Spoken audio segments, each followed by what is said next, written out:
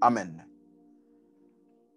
Est-ce qu'on peut ouvrir nos Bibles dans 1 Pierre chapitre 2, verset 2? 1 Pierre chapitre 2, verset 2. Avant de rentrer dans le message d'aujourd'hui, je vais donner un rappel. Nous sommes en train de parler sur l'importance d'avoir une vie de prière. Une vie de prière dans laquelle nous avons un temps de dévotion personnelle entre nous et le Seigneur.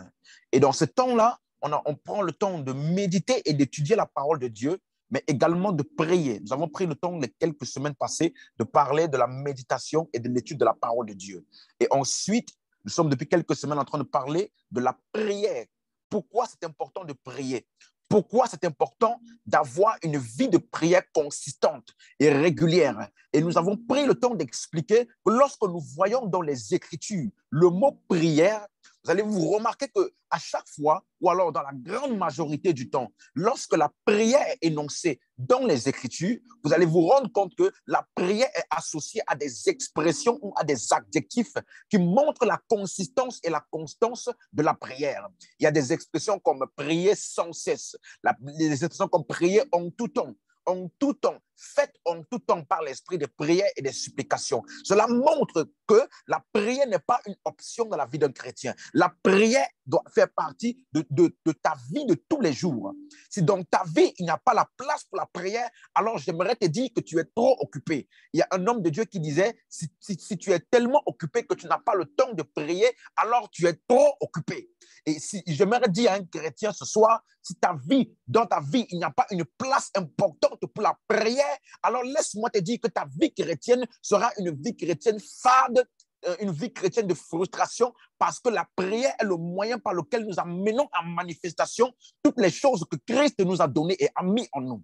Est-ce que tu me suis? Donc, c'est important d'avoir une vie de prière. On a vu que l'apôtre Paul priait, l'apôtre Pierre priait, les disciples de Jésus priaient. On a vu que notre Seigneur Jésus-Christ lui-même, il priait. Bien qu'il soit Dieu, mais comme il est sur la terre en tant qu'homme, alors il devait prier. Donc, s'il y a une chose qui doit être importante dans ta vie et à laquelle tu dois donner une attention particulière, c'est la prière. C'est la prière. Il n'y a aucune vie chrétienne vibrante sans vie de prière. C'est impossible complètement. Alléluia. Et donc, pour aller un peu plus loin, j'ai commencé à expliquer que dans la nouvelle alliance, nous ne prions pas comme dans l'ancienne alliance. Dans la nouvelle alliance, la prière que nous faisons est principalement en esprit. Parce que celui qui est né de la chair est chair et celui qui est né de l'esprit est esprit. Donc, nous, dans la nouvelle alliance, nous sommes nés de l'esprit. Ça veut dire que notre nature, notre environnement naturel est l'esprit. Dans la nouvelle alliance, notre nature et notre environnement naturel, c'est l'esprit. Est-ce que vous me suivez? Voilà pourquoi l'apôtre Paul est capable de dire à une église de plus de 35 000 membres, qui était l'église de Corinthe, historiquement parlant, l'histoire nous affirme que l'église de Corinthe avait plus de 30 000 membres. Et il dit à une église entière, je rends grâce à Dieu de ce que je prie plus que vous tous. De ce que je prie en langue plus que vous tous. Cela veut dire que l'apôtre Paul avait une consistance intense dans la prière en langue. Parce que c'est la prière de la nouvelle création. Parce que c'est la prière de la nouvelle alliance. C'est la prière de tous ceux qui ont cru en Jésus. Voici les signes qui accompagneront ceux qui auront cru en mon nom. Ils prieront. Ils parleront, de nouvelles langues. C'est un signe que tu as cru en Jésus, que tu as reçu le salut et que l'Esprit de Dieu vit en toi, que tu es né de nouveau, né de l'Esprit. Alléluia. Donc, la prière se fait dans la nouvelle alliance, principalement, elle se fait en esprit. La prière en esprit. Donc, tous les types de prières que nous allons avoir à mentionner, ces prières-là sont faites principalement en esprit. Et la semaine passée, j'ai expliqué donc que quand on veut prier, donc, il y a plusieurs types de personnes pour lesquelles nous pouvons prier. Parce que dans les épîtres, la Bible nous enseigne que nous prions principalement, en majorité de cas, pour les autres personnes. Alléluia. Et la semaine passée, nous avons pris le temps d'expliquer comment est-ce qu'on prie pour quelqu'un qui n'est pas sauvé. Comment est-ce que je dois prier pour quelqu'un qui n'a pas encore reçu Jésus? Et nous avons expliqué que celui qui n'a pas reçu Jésus-Christ, il n'a pas besoin de prière. Il a besoin d'écouter l'évangile.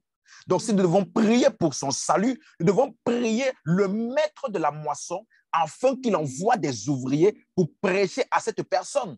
Parce que la moisson n'a pas besoin de prière. La moisson a besoin des ouvriers qui vont aller pour moissonner par la parole. La moisson n'a pas besoin de prière. La moisson est grande, mais il y a peu d'ouvriers. Donc, le problème est un problème d'ouvriers. On doit donc prier le maître de la moisson afin qu'il envoie des ouvriers dans la moisson. Parce que c'est l'évangile qui sauve. Donc, personne ne sera sauvé par la prière de quelqu'un.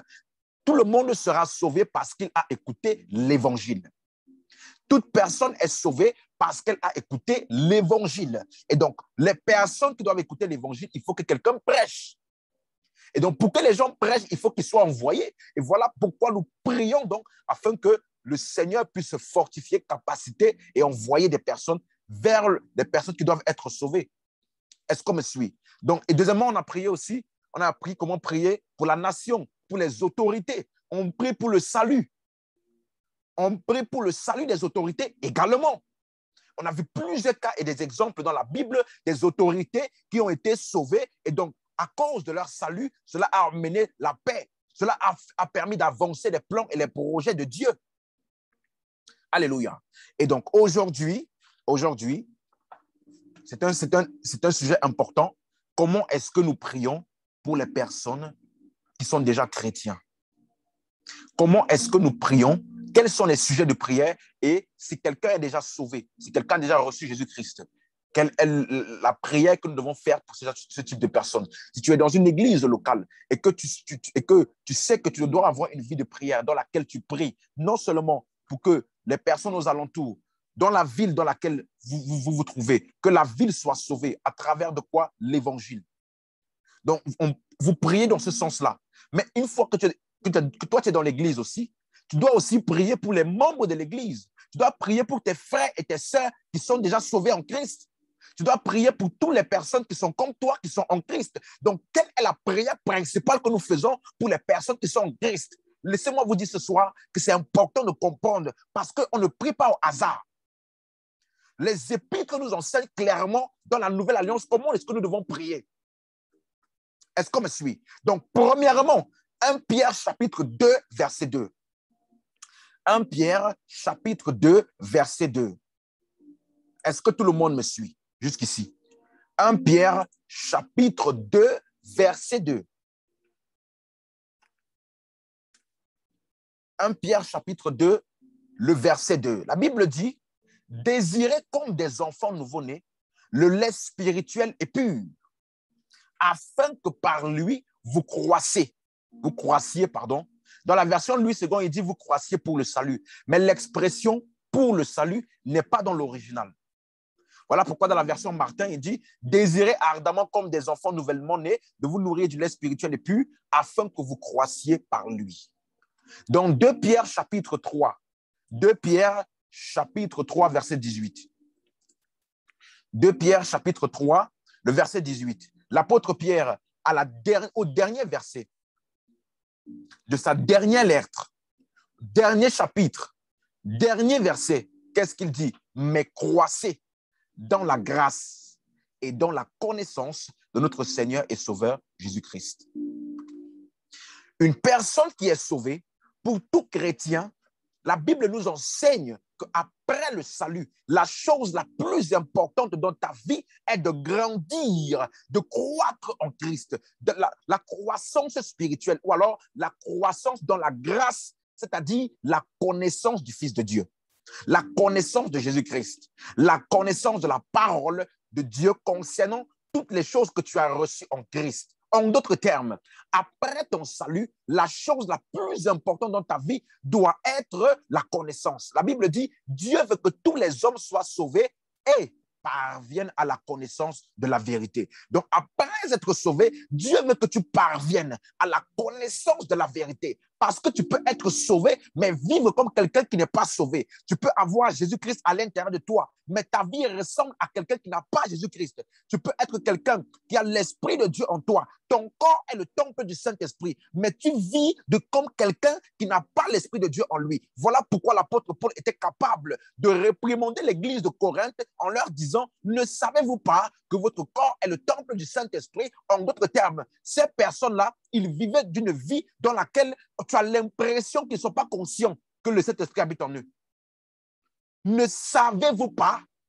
Donc, tu peux être un chrétien, mais vivre comme quelqu'un qui n'a rien de Dieu. Pourquoi? Parce que Dieu dit encore dans sa parole, mon peuple périt par manque de connaissance. Donc, la chose la plus importante dans ta vie, après le salut, bien-aimé, laisse-moi te dire, ce n'est pas d'abord les bénédictions, le mariage, la famille, les finances. Non. L'objectif le plus important, une fois que tu as reçu Jésus-Christ là, c'est de connaître Christ qui est en toi, de grandir dans la connaissance de ton identité. Qu'est-ce que tu es? Parce que la Bible dit, si quelqu'un est en Christ, il est une nouvelle création. Les choses anciennes sont passées. Voici, toutes choses sont devenues nouvelles. Mais quelles sont ces nouvelles choses? Tu es une personne nouvelle en Christ. Si quelqu'un est en Christ, il est une nouvelle création. Il n'est pas une amélioration de son ancienne personne. Il est une nouvelle créature qui n'a jamais existé avant. Et toutes choses sont devenues nouvelles. Donc, quelles sont ces choses nouvelles-là?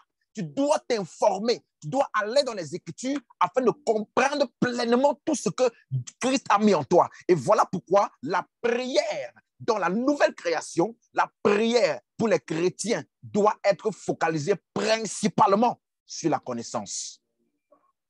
Si tu me suis, dis Amen. La prière principale dans la nouvelle alliance pour les chrétiens est une prière qui est centrée et focalisée sur la connaissance de Dieu et sur la croissance spirituelle. Vous allez vous rendre compte que les apôtres de Jésus-Christ, les apôtres de l'église primitive, chacun d'entre eux, ils avaient des églises. Et il y avait des églises au milieu d'eux. Ils ont bâti, ils ont établi des disciples dans leur ministère. Mais vous allez vous rendre compte que quels sont les types de prières qu'ils ont faites? Quels sont les types de prières que les apôtres faisaient pour les membres de leur église? Quels sont les types de prières pour lesquelles les apôtres faisaient pour les personnes qui venaient d'arriver à l'église, qui venaient d'être sauvées? Quels sont les types de prières qu'ils faisaient? Allons-y. Éphésiens chapitre 1, versets 15 à 23. Éphésiens chapitre 1, versets 15 à 23. On va aller d'abord du verset 15 au verset 17, d'abord pour un début. Éphésiens chapitre 1, verset 15 à 23. Mais on va d'abord aller jusqu'au verset 17. La Bible dit ceci. C'est l'apôtre Paul qui parle. Il parle à l'église d'Éphèse.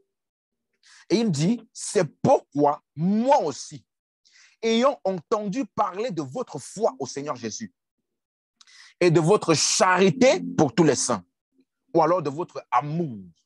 Donc, il dit dans l'église de Corinthe, là, j'ai remarqué, j'ai entendu parler, ça arrivait jusqu'à mes oreilles, tellement que c'était fort là-bas, que ça arrivait jusqu'à là où je suis. Parce que l'apôtre Paul était en prison. Il a dit, ça arrivait jusqu'à mes oreilles. J'ai entendu parler de votre foi au Seigneur Jésus. C'est une église dans laquelle le peuple était sauvé parce qu'ils avaient cru en Jésus. Et il dit, ce salut qu'ils ont reçu là a commencé à produire quoi? L'amour pour les uns les autres. Ça veut dire que tout le monde se souciait des uns des autres. Tout le monde faisait en sorte que personne ne manque de rien. Ça veut dire que c'était une famille. Il y avait l'amour qui régnait dans l'église. Il n'y avait pas la discorde, il n'y avait pas la compétition, la jalousie, il n'y avait pas ça. Il dit l'amour pour les saints. Donc, c'était une très bonne église. C'était une très bonne église. Pour n'importe quel pasteur, une telle église est une fierté. Pour n'importe quel homme de Dieu, une telle église est une fierté. Et donc, quand l'apôtre Paul, au vu de ce bon témoignage de l'église, lorsqu'il a commencé à prier, il n'a pas prié pour le mariage. Il n'a pas prié pour que toutes les femmes célibataires trouvent le mari. Il n'a pas trouvé pour que toutes les femmes mariées aient des enfants. Il n'a pas trouvé pour que tous les pauvres deviennent riches. Il n'a pas prié pour que tous les malades soient guéris. Il n'a pas prié pour que toutes les personnes qui ont des problèmes financiers qui puissent sortir de là. Non, non, non et non. Le focus de sa prière était quoi? Verset 16.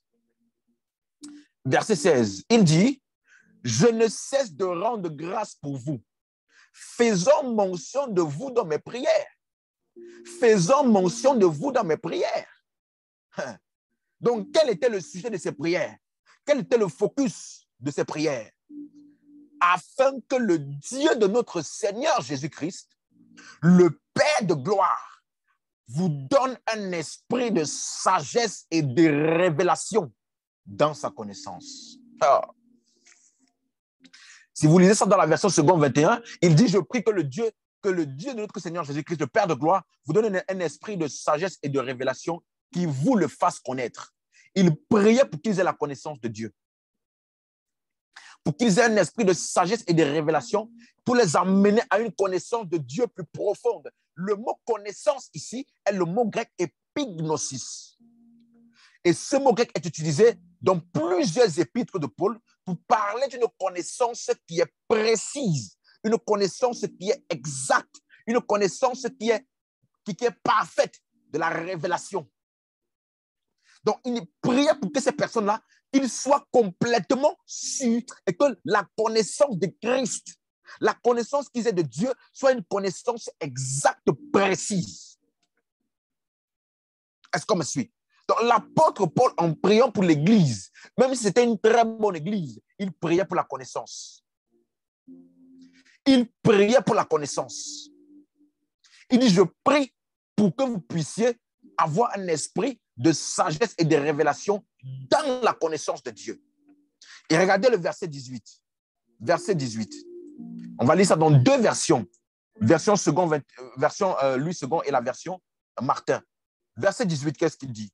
Le verset 18, il dit qu'il illumine les yeux de vos cœurs pour que vous sachiez quelle est l'espérance qui s'attache à son appel, quelle est la richesse de la gloire de son héritage qu'il réserve aux saints.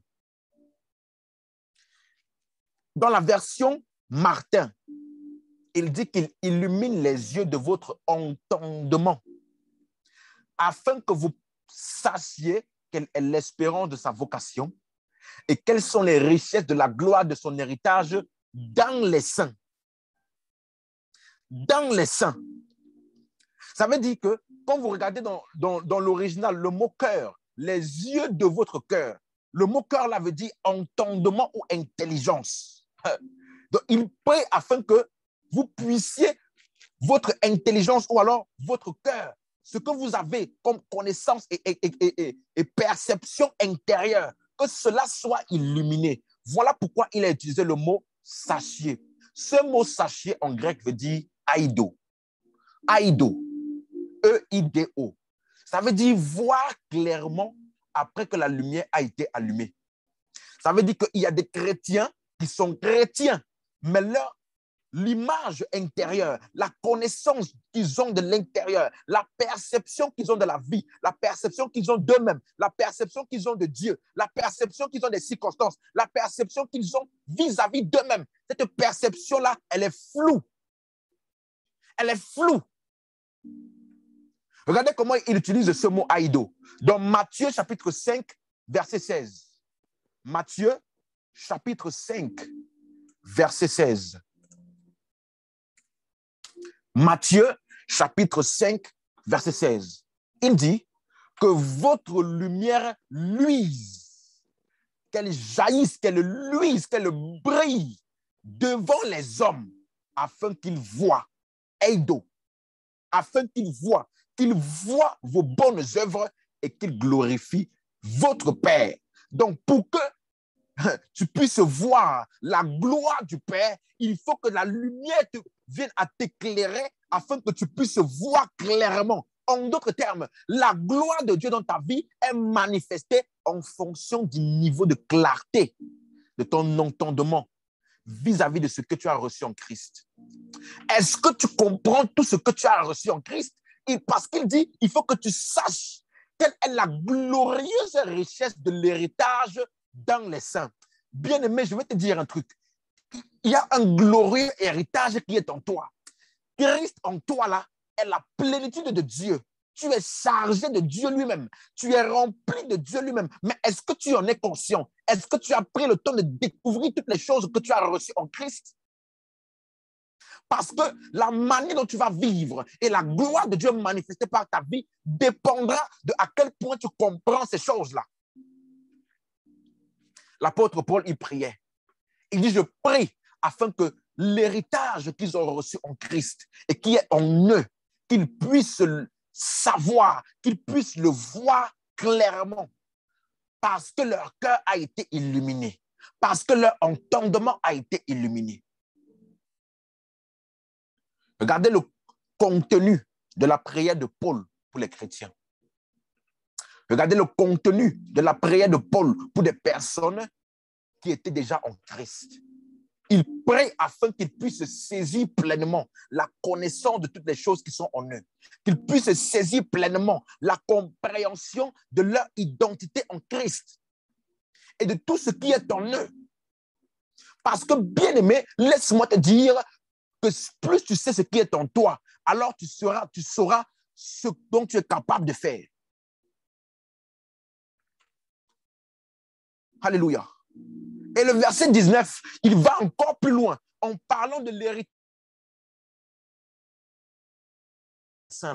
Quel est cet héritage? Verset 19. Verset 19 jusqu'au verset 21. Verset 19 jusqu'au verset 21. Verset 19 jusqu'au verset 21.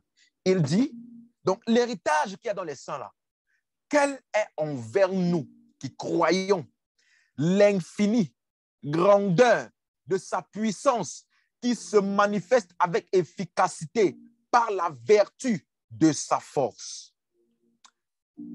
5 mots. Infini, grandeur, puissance, vertu, force.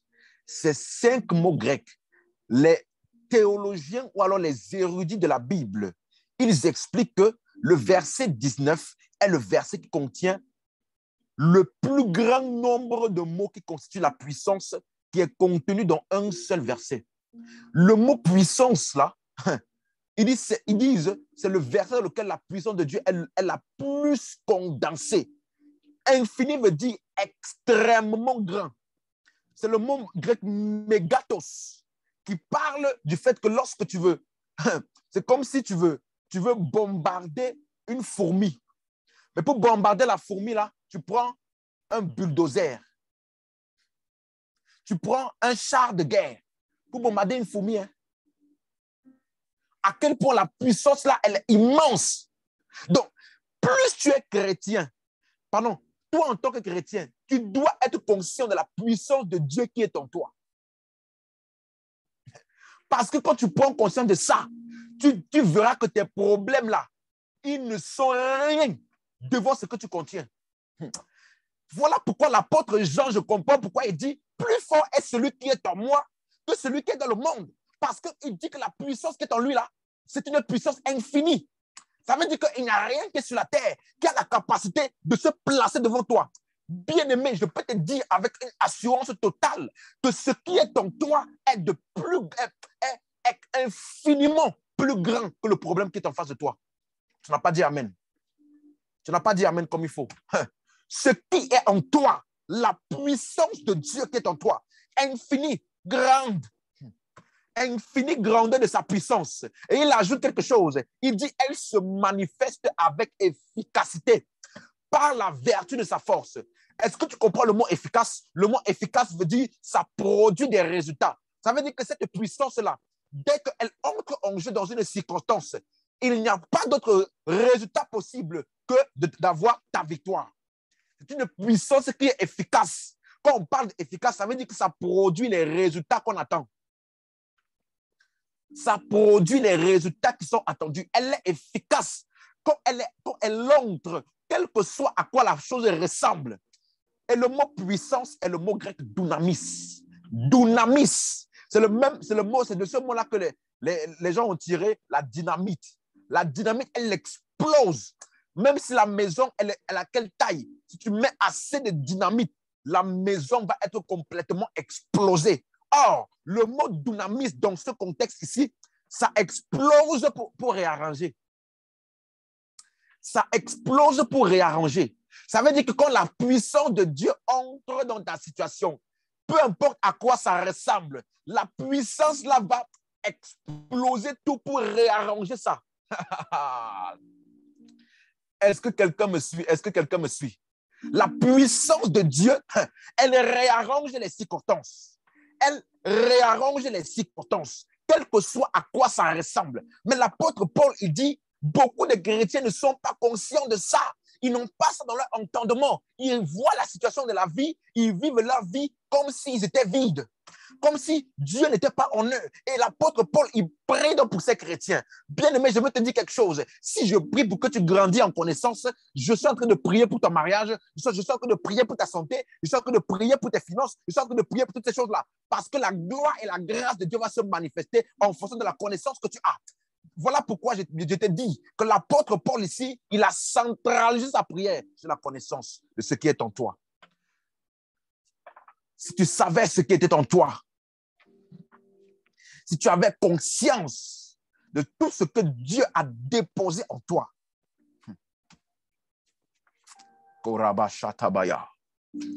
Est-ce que quelqu'un me suit? Est-ce que vous me suivez? Alléluia.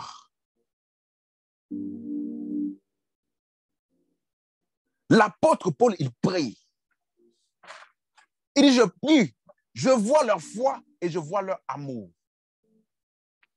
Et je prie pour qu'ils soient conscients de l'infinie grandeur de la puissance qui est en eux. Parce que c'est ça l'héritage qu'ils ont reçu en Christ. Et regardez ce qu'il dit. Verset 20. Il l'a déployé en Christ. Waouh. Donc, toute la puissance qu'il a décrite là est contenue où? En Christ. Et Christ est où? En toi. La plus grande puissance, la totalité de l'infinie grandeur de la puissance de Dieu est en Christ. Et Christ est où? En toi. Il dit, il l'a déployé en Christ, en le ressuscitant des morts et en le faisant asseoir à sa droite dans les lieux célestes, au-dessus, oh mon Dieu, au-dessus de toute domination, de toute autorité, de toute puissance, de toute dignité et de tout nom qui peut se nommer, non seulement dans le siècle présent, mais dans le siècle à venir. Bien-aimé, j'ai une nouvelle pour toi. Ton futur n'est pas dans le trouble. Ton futur, parce que quel que soit le type de problème, de virus, de maladie, de crise qui peut arriver dans le futur, que ce soit dans le siècle présent ou dans le siècle à venir, la puissance qui est en nous est la puissance qui était nécessaire pour ressusciter Jésus-Christ d'entre les morts. Et non seulement le faire ressusciter, mais cette même puissance-là l'a fait asseoir au-dessus de tout nom qui peut se nommer. Quel que soit à quoi ce nom ressemble, sache que la puissance qui est en toi est au-dessus de ça.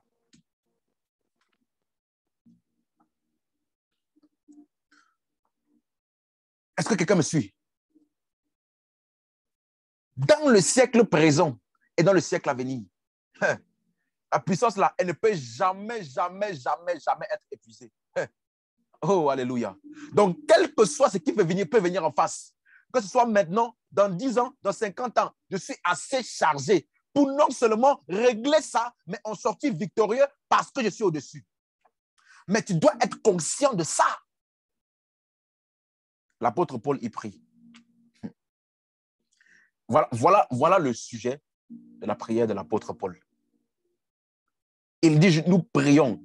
Et regardez quelque chose. L'apôtre Paul, il n'a pas prié pour qu'ils aient la puissance. Parce qu'aucun chrétien n'a un problème de puissance. Toute la puissance dont tu as besoin, toute la puissance nécessaire est déjà en toi, en Christ. Mais il faut que tu puisses grandir dans la connaissance de cela. Voilà pourquoi il prie afin qu'il soit conscient, qu'il sache quelle est l'infinie grandeur de la puissance. Il faut qu'il sache cela, quelle est envers nous qui croyons l'infinie grandeur de la puissance de Dieu qui se manifeste avec efficacité par la vertu de sa force. Voilà comment l'apôtre Paul y prie. Est-ce qu'on me suit? Alléluia.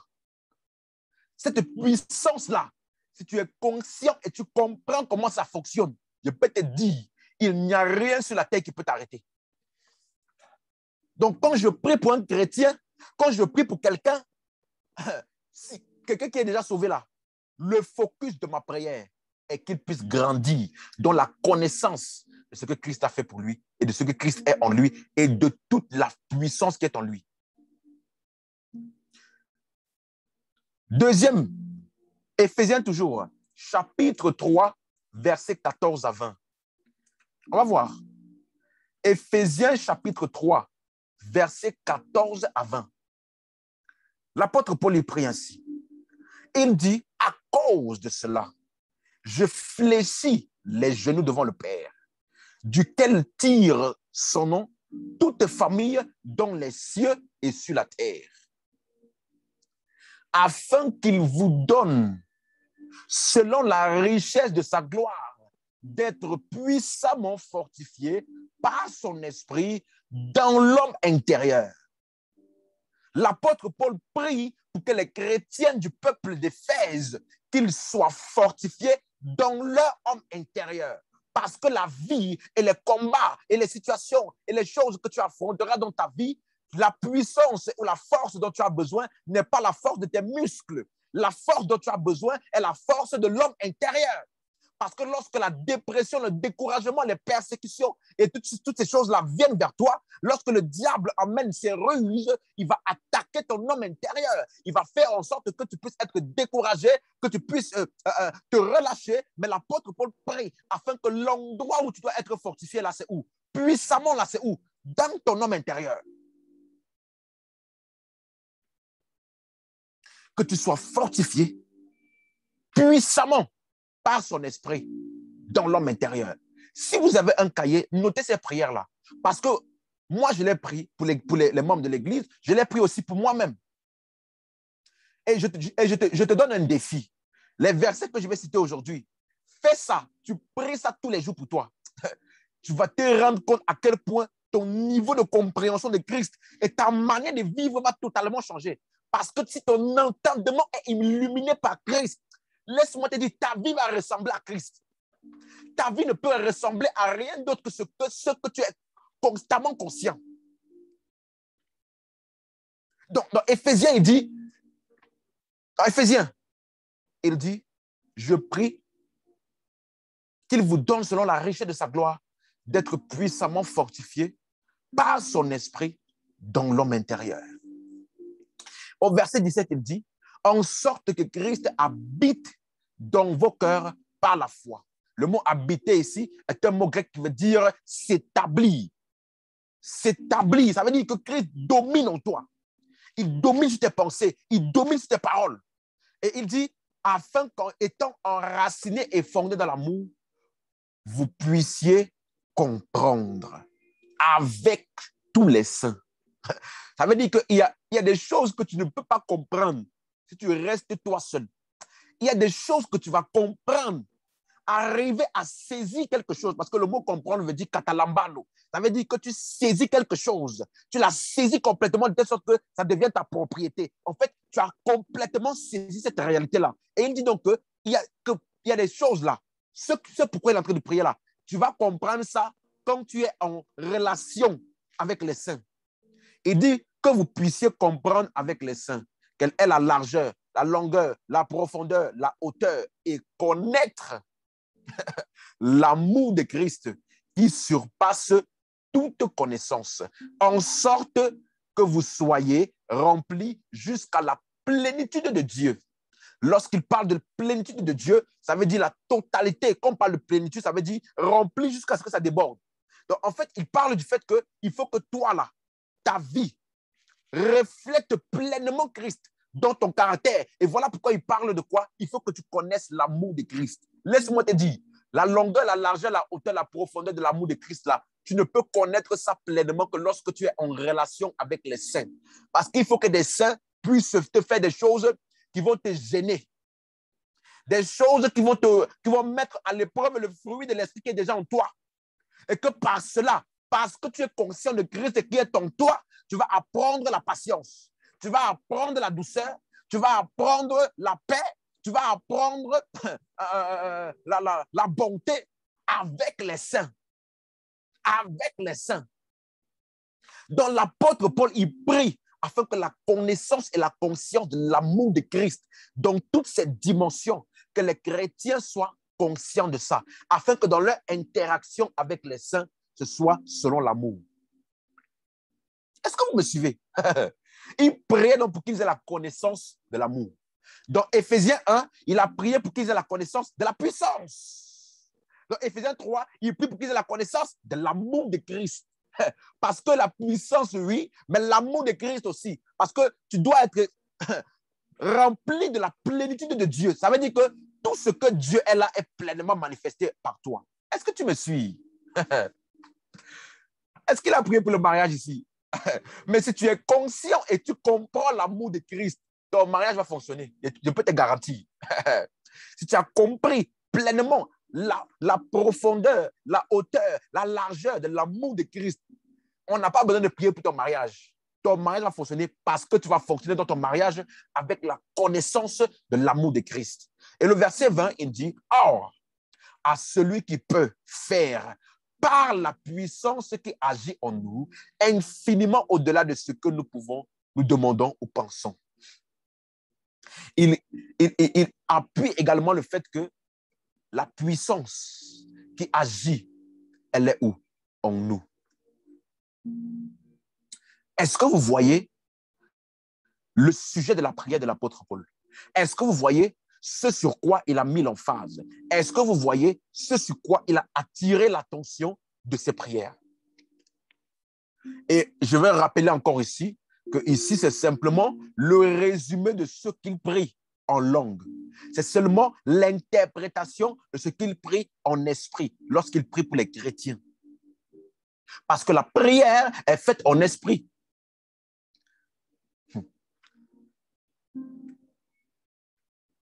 Philippiens chapitre 1, versets 9 à 11. Ici, il prie encore pour la connaissance de l'amour de Christ. Regardez quelque chose. Et ce que je demande dans mes prières, l'apôtre Paul, il a fini de prier pour l'église d'Éphèse. Il prie maintenant pour l'église, pour les Philippiens. Regardez comment il prie. Et ce que je demande dans mes prières, c'est que votre amour augmente de plus en plus en connaissance et en pleine intelligence. Donc, quand il dit l'amour augmente, l'amour ne va pas augmenter en toi parce que notre cœur a été rempli de la puissance, de l'amour de Dieu, pardon, par le Saint-Esprit, la Bible dit. Donc, nous avons l'amour de Dieu en nous par le Saint-Esprit. Mais il dit que cet amour-là, ce qui doit augmenter, c'est comment cela est manifesté dans tes actions de tous les jours. Et il dit que pour que l'amour de Dieu soit manifesté dans tes actions, il faut que tu puisses avoir de plus en plus en connaissance. Le mot connaissance est le mot grec épignosis. Donc, plus tu connais l'amour de Dieu, à quel point Christ t'a aimé, à quel point il est mort et ressuscité alors que tu ne valais encore rien. Et je disais ça à quelqu'un une fois. Je dis, Jésus, dans la nouvelle alliance, il ne tient pas compte des fautes. Il ne tient pas compte des péchés. Parce qu'il est l'agneau de Dieu qui enlève le péché du monde. Et il a dit, dans la nouvelle alliance, dans Hébreux chapitre 10, verset 17, il a dit, voici l'alliance que je ferai avec le peuple, avec mon peuple. Je ne me souviendrai plus de leurs péchés et je pardonnerai leurs iniquités. Donc voilà la caractéristique de la nouvelle alliance. Dieu ne tient pas compte des offenses. Et si tu as compris à quel point Dieu t'aime et qu'il ne tient pas compte de tes offenses, toi aussi, tu ne tiendras pas compte des offenses qu'on a fait contre toi. Donc, plus tu connais Dieu et son amour manifesté en Christ, plus cela est manifesté aussi dans ta vie de tous les jours vis-à-vis des frères et des sœurs.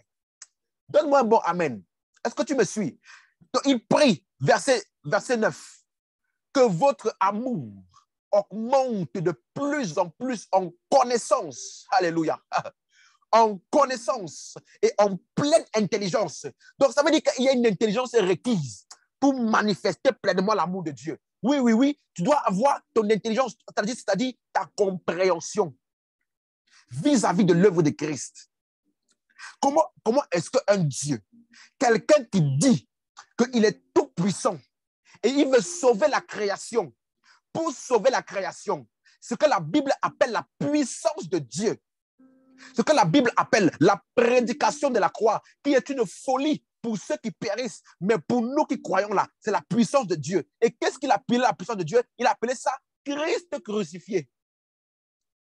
Donc Jésus-Christ crucifié là, c'est ça qu'on appelle la puissance. C'est ça qu'on appelle la sagesse de Dieu. Dans 1 Corinthiens chapitre 1. Il appelait Christ crucifié là, la puissance et la sagesse de Dieu. Oh mon Dieu. Ça veut dire que Dieu, d'après la sagesse et la puissance de ce monde, celui qui est puissant là, c'est celui qui détruit, c'est celui qui amène les calamités, c'est celui qui montre, qui fait le bras de fer, qui se bombe la poitrine et qui montre comment il est fort. Mais dans la sagesse de Dieu, celui qui est puissant, c'est celui qui s'est livré. Aïe, aïe, aïe, aïe, aïe. Celui qui est puissant, ça ressemble comme s'il est faible. Parce que la Bible dit, la sagesse de Dieu est la folie pour les hommes. La puissance de Dieu est la faiblesse pour les hommes. Donc Dieu veut sauver l'humanité, mais pour sauver l'humanité, il manifeste sa puissance en se livrant à l'humanité, en se livrant au péché, en se livrant à la mort. Bien-aimé, quand tu comprends et que tu as l'intelligence de l'œuvre de Christ, alors tu comprends que la véritable puissance, c'est lorsque tu laisses passer. La Bible dit, heureux l'homme qui prend plaisir, qui tire son plaisir à oublier les offenses. Il dit, cet homme-là, il est plus que celui qui prend une ville. Est-ce que je parle à quelqu'un? Il dit que ton amour doit augmenter de plus en plus en connaissance et en pleine intelligence. Donc, quand tu comprends ça, l'amour de Dieu, là, ça va se manifester dans ton interaction avec les hommes. Verset 10. Pour le discernement des choses meilleures, afin que vous soyez purs et irréprochables pour le jour de Christ. Rempli du fruit de justice qui est par Jésus-Christ à la gloire de Dieu. Donc, ce qu'il appelle pur et irréprochable ici, ce n'est pas ta nature. C'est le fruit que tu as porté. Donc, ce qu'il appelle pour le jour de Christ, là, c'est en rapport, pas avec le fait que tu vas aller au ciel ou pas, mais c'est en rapport avec la récompense que tu as eue, en rapport avec le fruit ou les actions que tu as posées sur la terre. Parce qu'il faut bien différencier entre le salut et la récompense que nous avons. Donc, il dit ici que lui, il prie pour que ton amour soit de plus en plus manifesté et que tu puisses porter du fruit. Afin que le jour de Christ, tu puisses avoir ta récompense. Dis Amen, dis Amen. Alléluia. Le temps court, donc je vais aller un peu plus vite maintenant. Colossiens chapitre 1. Colossiens. Donc, vous voyez ici que l'apôtre Paul, il prie principalement, pour ceux qui suivent bien, il prie principalement pour la connaissance. Pourquoi? Parce que c'est ça qui te permet de grandir spirituellement. La croissance spirituelle, c'est lorsque la vie éternelle, le caractère de Christ, la puissance de Dieu, tout ce qui est en toi là, est pleinement manifesté dans tes actions. C'est pourquoi l'apôtre Paul, il prie, il dit, je souffre davantage, j'éprouve de nouveau, les douleurs de l'enfantement jusqu'à ce que Christ soit pleinement formé en vous. Mais Christ est déjà en nous. La Bible dit, nous avons tout pleinement en lui. Donc, personne n'a un petit Christ et l'autre a un grand Christ. Donc, qu'est-ce qu'il appelle Christ soit pleinement formé en vous? Ça veut dire que Christ soit pleinement manifesté dans tes actions, manifesté dans ta vie de tous les jours. Donc, la croissance spirituelle, c'est lorsque la vie éternelle que tu as reçue influence ton extérieur, influence tes actions, influence ta manière de parler, ta manière de penser et tout ce que tu fais, les décisions, partout où tu passes. La vie que tu as reçue en Christ commence à influencer ton extérieur. Là, on dit que tu grandis spirituellement. Et cela passe par la connaissance exacte. Parce que tu ne peux pas manifester ce que tu ne connais pas. Colossiens chapitre 1, versets 9 à 11. Voilà toutes les prières de la nouvelle alliance. Colossiens chapitre 1, versets 9 à 11. C'est pour cela que nous aussi, depuis le jour où nous avons été informés, nous ne cessons de prier Dieu pour vous et de demander. Donc, quel est le sujet de sa prière encore? Pour l'église de Colosse. Il a fini de prier pour les Éphésiens. pour les Philippiens. Maintenant, on va voir comment il prie pour les Colossiens. Nous ne cessons de prier Dieu pour vous et de demander que vous soyez remplis de la connaissance de sa volonté, en toute sagesse et intelligence spirituelle, pour marcher d'une manière digne du Seigneur. Dans la Bible, généralement, quand on voit le mot marcher, on parle de la conduite, des œuvres que tu pratiques chaque jour. En fait, il prie afin que tu sois rempli de la connaissance. Le mot connaissance, c'est le mot grec encore épignosis. Que tu puisses comprendre la volonté de Dieu en toute sagesse et intelligence. Vous voyez? Que ton entendement là soit illuminé, inondé par la connaissance de la volonté de Dieu. Dieu veut que tous les hommes soient sauvés et qu'ils parviennent à la connaissance de la vérité. Voilà la volonté de Dieu. Il faut que tu puisses être pleinement persuadé, rempli de ça. Et il dit que en toute sagesse et intelligence spirituelle, il dit que par cela là, tu vas marcher d'une manière digne du Seigneur et lui être entièrement agréable. Ça veut dire que ce n'est pas toi, c'est ta marche qui doit lui être agréable. Être agréable ici ne parle pas de toi en tant qu'en Christ, parce que lorsque nous sommes en Christ, nous sommes le plaisir de Dieu. La Bible dit qu'il nous a donné d'être aimés et acceptés dans le bien-aimé. Donc nous sommes aimés et acceptés en Christ. Mais ta marche là aussi, comme tu es accepté et bien-aimé de Christ, là, il faut que ce plaisir de Dieu que tu aies soit manifesté dans tes actions. Voilà pourquoi il dit que tu puisses marcher d'une manière digne du Seigneur. Donc, et lui être entièrement agréable. Agréable dans ta marche. Que ta marche soit en accord avec ta nature, en accord avec la volonté de Dieu. Portant du fruit en toutes sortes de bonnes œuvres. Vous voyez, il parle des œuvres. Et il dit quoi? Et croissant, grandissant, croissant par la connaissance de Dieu. Épignosis. La connaissance de Dieu est ce qui te permet de grandir. Voilà le sujet de la prière de Paul. Et ensuite, il dit, fortifiez à tous égards par sa puissance glorieuse, en sorte que vous soyez toujours et avec joie, persévérants et patients. Donc, pour être persévérant et patient en tout temps là, il faut que tu sois fortifié. Voilà pourquoi il prie. Donc, les choses qui constituent le fruit de l'esprit et la nature de Christ qui est en toi, après que tu aies pris connaissance de ça, on prie aussi pour que tu sois fortifié afin que tu puisses le mettre en pratique. L'apôtre Paul priait pour que Christ soit pleinement manifesté. La croissance spirituelle par la connaissance de Dieu. Dis Amen. Dis Amen. Colossiens encore. Chapitre 4, verset 12. Si vous notez ça, notez ces versets.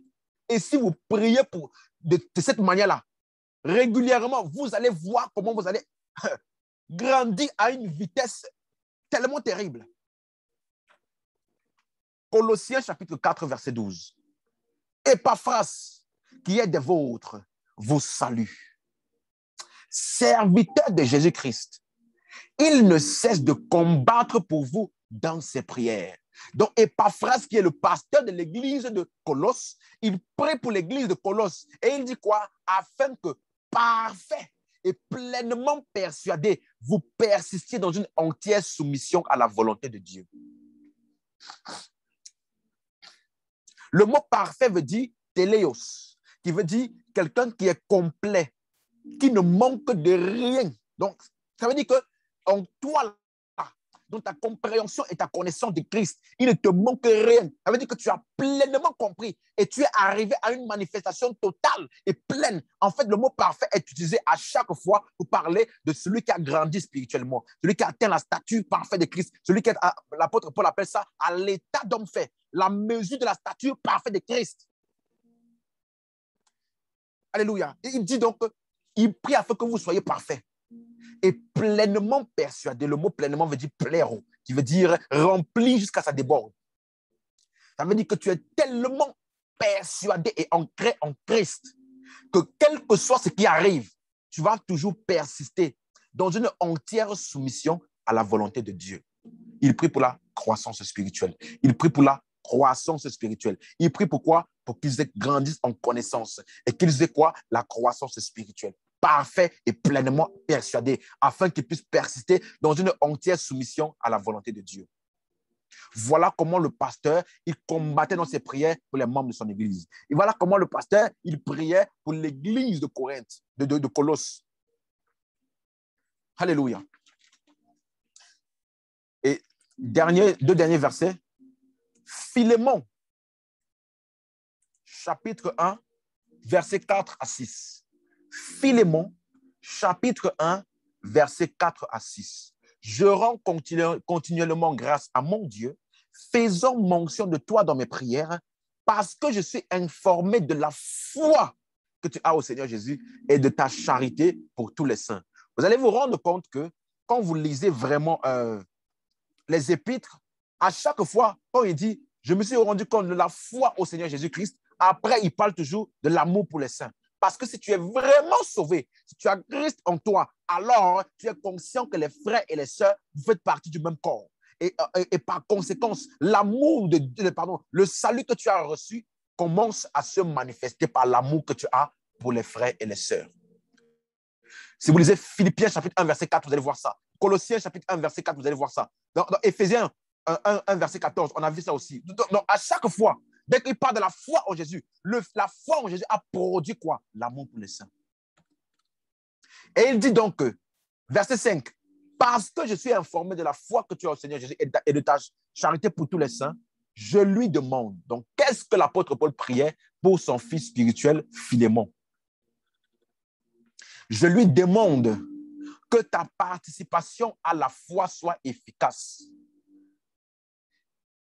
Que ta participation à la foi soit efficace pour la cause de Christ, en faisant reconnaître en nous toute espèce de bien. Bon, le verset 6 n'est pas bien traduit.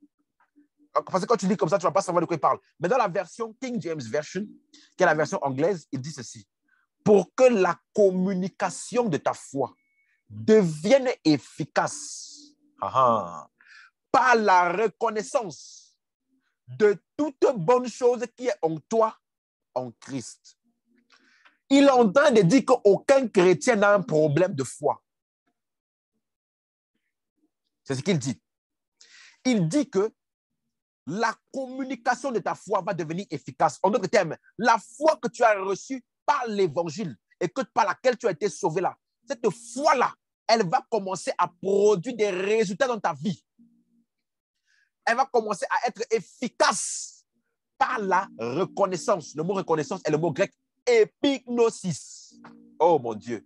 Connaissance exacte, précise et parfaite de Christ. Donc, il dit la reconnaissance de toutes bonnes choses. Donc, les bonnes choses qui est en toi, en Christ. Donc, lorsque tu es en Christ, en toi là, il n'y a que des bonnes choses. Il n'y a pas de malédiction, il n'y a pas de réclamation ou condamnation ou je ne sais pas quoi d'autre. Donc, tu dois prendre connaissance de toutes les bonnes choses qui sont en toi, en Christ. Parce que par la connaissance de ça là, ta foi devient efficace. Donc, tu n'as pas un problème de foi. Tu as un problème plutôt de connaissance qui permet à ta foi d'être efficace. Ah, est-ce que tu me suis? Alléluia. Donc, l'apôtre Paul, là, jusqu'ici, il n'a toujours pas prié pour le mariage. Jusqu'ici, il n'a toujours pas prié pour l'argent.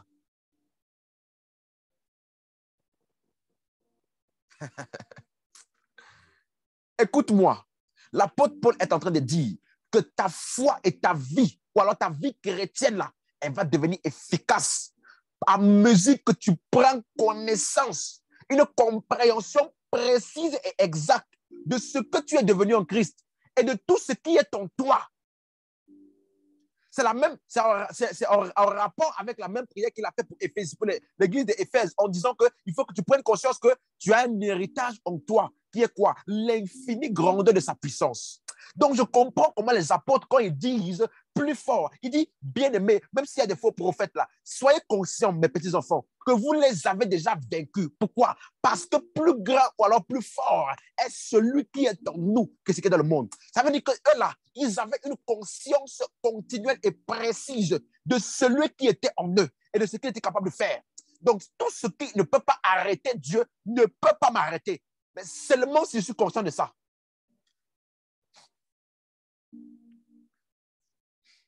Donc, il priait pour la connaissance. Il priait pour qu'il puisse grandir en connaissance. Parce qu'après ton salut, la chose la plus importante de ta vie chrétienne, c'est la connaissance et la compréhension que tu as de Christ. Parce que par cette compréhension-là, c'est ça qui va déterminer comment tu vis, comment tu réagis, comment tu parles, comment tu penses. Donc, ta vie ressemble au niveau de connaissance que tu as de Dieu. Ta vie ressemble au niveau de connaissance que tu as de Dieu. Alléluia. Donc, si je prie pour que ta connaissance exacte de Dieu puisse grandir, je sens que de prier pour que ta vie devienne plus efficace.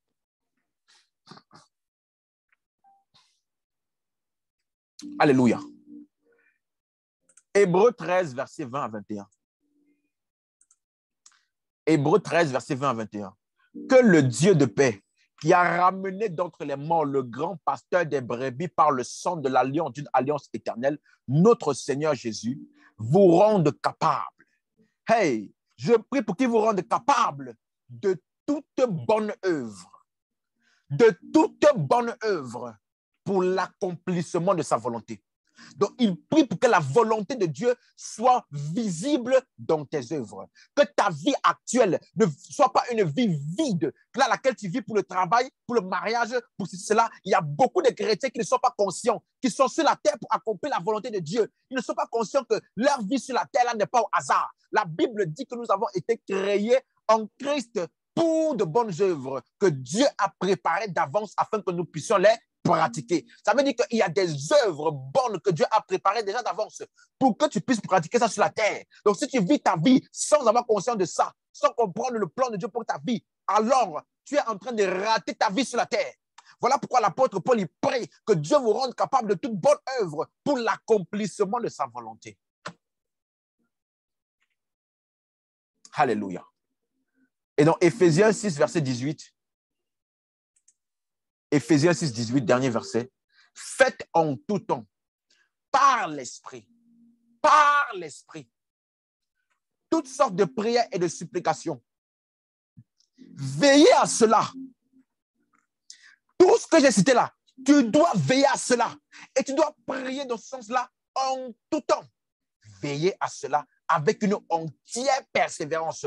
Parce que je dis ici, à chaque fois que tu vas voir le mot prière, il y a des expressions qui sont associées à cela. La persévérance faite en tout temps, sans cesse. Vous allez voir ça souvent associé avec la prière. Parce que la prière est une constante, est une consistance, régularité. Faites en tout temps par l'Esprit. Donc, en tout temps là, nous prions par l'Esprit. Et après, il dit, et priez pour tous les saints. Donc, quand on prie pour tous les saints, là, on prie par l'Esprit. Donc, toutes les prières que j'ai citées là, tu peux les mentionner parce que l'apôtre Paul dit, faisons mention de vous dans mes prières. Donc, il les mentionne. Il prie, Seigneur, je suis en train de prier pour tel frère, pour telle soeur, pour telle église, pour tous les membres de l'église. Je prie que tout soit rempli de la connaissance de ta volonté en toute sagesse et intelligence spirituelle pour marcher d'une manière digne de toi et être entièrement agréable, portant du fruit en toutes sortes de bonnes œuvres et croissant par la connaissance de Dieu. Et tu continues de prier, après tu pries en langue. Parce que oui, la véritable manière de prier pour ça est en langue, est en esprit. Et tout chrétien doit prier en esprit. Parce que c'est un signe. C'est un signe que nous avons cru en Jésus. Alléluia. Seigneur, nous te rendons grâce. Et nous prions pour toutes les personnes, Seigneur, connectées. Nous déclarons que chaque personne puisse avoir sa vie de prière, qu'elle soit ravigorée, qu'elle soit ranimée, qu'elle soit vibrante, que la vie de prière de chaque personne, Père, à mesure qu'ils vont appliquer ces principes de prière, à mesure qu'ils vont prier dans le sens de la nouvelle alliance, à mesure qu'ils vont prier, je déclare chacun d'entre eux, Père, que les yeux de leur cœur sont illuminés, qu'ils puissent grandir en connaissance et dans la grâce de notre Seigneur Jésus-Christ. Je prie que leur vie, qu'ils puissent, la participation de leur foi devienne efficace par la reconnaissance de toute bonne chose qui est en nous, en Christ. Seigneur, je prie que la vie de prière de chaque personne soit une vie de prière qui porte du fruit et qui porte des résultats. Et que ces hommes et ces femmes qui sont connectées soient des personnes de prière qui manifestent Christ en tout point, afin que Christ soit pleinement formé et que notre vie puisse témoigner que Christ est vivant. Seigneur, nous te rendons grâce de ce que tu nous édifies et que tu nous amènes davantage chaque jour à te connaître. Merci Seigneur pour cela, au nom de Jésus. Amen.